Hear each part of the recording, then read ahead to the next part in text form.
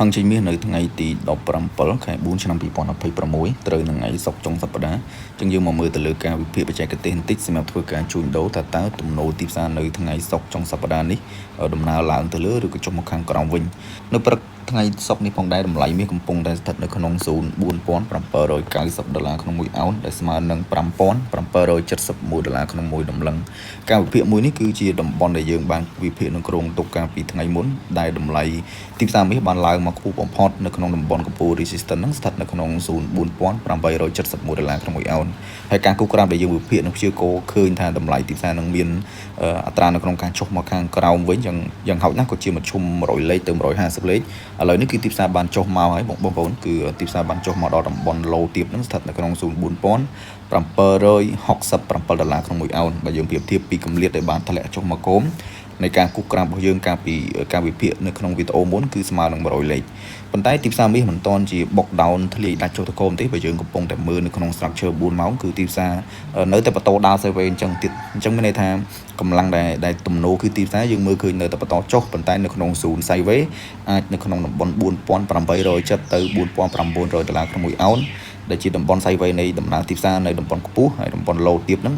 គឺអាចធ្វើតំបន់04750ទៅចន្លោះ4700ដុល្លារក្នុង1អោនទីផ្សារនៅក្នុងសប្តាហ៍នេះគឺនៅតែបន្តបិទ sideways ទៅដល់ទេមិនទាន់ជា break down ឬក៏ break up ហោះទៅលើឆ្ងាយទេនៅក្នុងពេលបច្ចុប្បន្នក៏មិនមានព័ត៌មានធំៗដែលធ្វើឲ្យទីផ្សារមាសមានអត្រានៅក្នុងការ break out structure ផងដែរបងប្អូនបើតាមការវិភាគនិងការព្យាករណ៍របស់ខ្ញុំទំនោរទីផ្សារគឺមានភាគរយបន្ត down ចុះមកខាងក្រោមនៅថ្ងៃសុក្រនេះផងដែរជាងយើងមើលឃើញតំបន់ទីផ្សារដែលស្ថិតនៅក្នុងតំបន់ខ្ពស់គឺមិនទៅណាឆ្ងាយពីតំបន់04800ក្រាស់នឹងទេអាចចន្លោះ4850ទៅចន្លោះ4870ដុល្លារក្នុង1អោន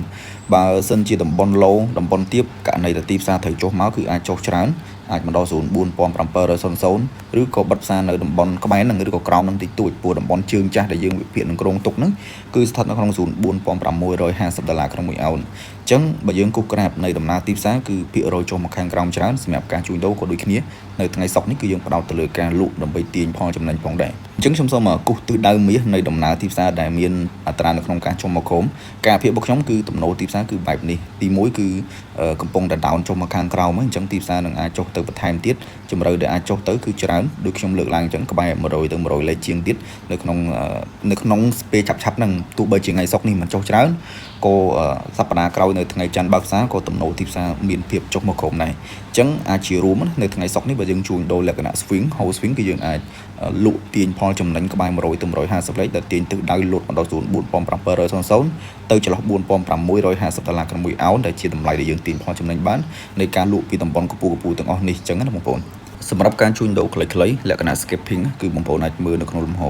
time frame ទូចៗនៅចន្លោះ5នាទីទៅ15នាទីដែលយើងអាចអង្កេតមើលទៅលើ candlestick ខ្លីៗសម្រាប់ធ្វើការលក់បានពីតំបន់04810ទៅចន្លោះ4840ដុល្លារក្នុង1អោនតែប៉ុន្តែតំបន់នេះគឺយើងអាចលក់ទាញទិសដៅវែងបានណាប៉ុន្តែដោយសារតែมันមានព្រឹត្តិការណ៍ព័ត៌មានអញ្ចឹងដំណើរទីផ្សារនៅតែអាចបន្តដើរសេវីដូចគ្នាអញ្ចឹងយើងមើលនៅក្នុង4ម៉ោងទិសដៅធ្វើឲ្យតែមានលំហចុះមកត្រឹម100លេខប៉ុន្តែមិនមែនជាតម្លៃដែលកើត្រឹមហ្នឹងទេពីព្រោះយើងមើលឃើញការ reject down នៅតំបន់ទីផ្សារ04840ទៅចន្លោះ4870នេះអាចថាជាតំបន់បិទហើយណាអញ្ចឹងវាមានអត្រានៅក្នុងការចុះមកនៅក្នុងថ្ងៃសុក្រនេះឬក៏សប្តាហ៍ក្រោយអានេះគឺជាការវិភាគរបស់យើងមួយផ្នែកនៃទំនោរទីផ្សារដែលយើងអាច sell និងលក់ទាញទិសដៅចុះមកក្រោមសម្រាប់តម្លៃឬក៏តំបន់ជួញដូរនៅថ្ងៃទី